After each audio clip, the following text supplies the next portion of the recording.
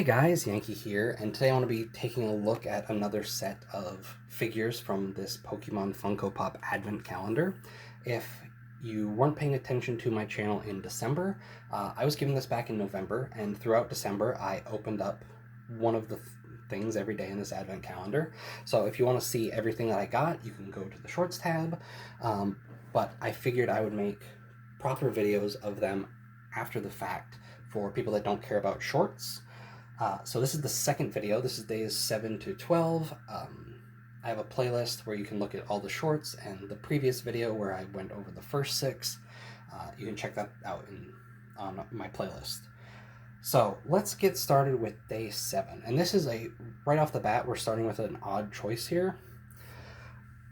Ponyta. I don't know why Ponyta.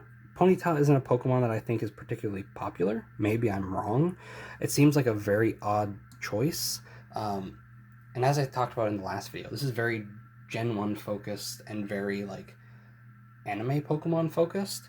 And I do remember an episode of the anime where Ash rides a Ponyta and it evolves into Rapidash, but I don't know. Ponyta doesn't strike me as a very popular Pokemon that makes sense in this. It's not like a bad choice or anything. Having an oddball one here or there is fine, and I actually think pretty cool. But I don't know, Ponyta just strikes me as an odd choice.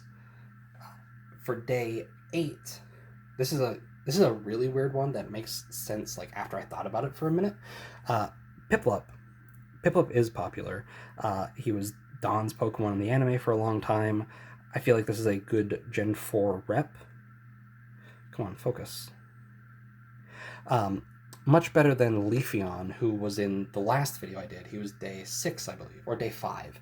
I think Piplup's a much better rep for Gen 4 than Leafeon was, and much more popular than I think Leafeon is. So Piplup made sense. Again, major part of the anime, even if it was a bit later than what this box is leaning towards. But it's a choice that makes a lot of sense after I thought about it. And it also kicks off a weird stint in this, where for 3 days in a row, we get Water-type Pokemon, and then for 4 days in a row, we get Blue Pokemon. So day, 9? Horsey. Another Pokemon that is kind of an odd choice, but again, I think Misty had one of these in the anime. It makes more sense than... What does Horsey evolve into? Kingdra? Or is Kingdra the final form? Seadra. I think Horsey makes more sense than Seadra, because I don't remember Seadra popping up in the anime basically at all. Misty had a Horsey, so it makes sense. But it's also just another odd choice. I don't know what I would have picked in place of it, but Horsey just seems a bit strange.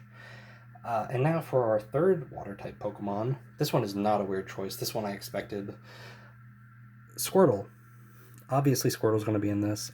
All 3 Kanto starters are obviously going to be in this. There's no way they're not. Squirtle makes perfect sense. One of the first Pokemon you get in the games, one of the most popular. I don't even expect Charizard to be in this. I know he's going to be in it. He's on the front of the box. But I don't expect Venusaur or Blastoise, because I think Bulbasaur and Squirtle just sort of eclipse those Pokemon in popularity, even if I think Venusaur and Blastoise are very cool. But yeah, Squirtle makes perfect sense. He's a good fit for this this little random box of Pokemon, I think. Next up, we're no longer on water Pokemon, but we got another blue one. And that's Lucario. This one I think is also on the front. Yes, it is. So, knew he was going to be there. I know Lucario is popular. I like Lucario. Everybody likes Lucario. At the time of recording this, Pokemon Legends ZA DLC is out. I don't remember if it came out already or if it's about to come out. I didn't get ZA, but they announced a new Mega Evolution for Lucario. Everybody loves Lucario. Makes perfect sense in this box. Again, like Piplup, another great Gen 4 rep, and I didn't even think until now that they're both from Gen 4. And so far in this box, it's been just Gen 1 and Gen 4 up until this last one, day 12. Umbreon. Another evolution. This one I feel like makes more sense than Leafeon. I feel like Umbreon's way more popular. He was popular in the during Gen 2, Pokemon Coliseum. He was one of the main starters in that game. You had Umbreon and Espeon. Come on, focus. So Umbreon makes sense. It makes more sense to me than Leafeon. And now it leaves me kind of wondering, like, how many evolutions are they going to get in this? Like, the 3 that I thought would have been in here, Flareon, Jolteon, Vaporeon. Leafeon, Umbreon, I don't know. And, like, is Glaceon and Espeon going to be in this? Because it would make sense to have them because they're both pairs, but I don't know. Interesting choices, very Gen 1 heavy and kind of Gen 4 heavy, which I didn't really think of until now, which is cool because I like Gen 4.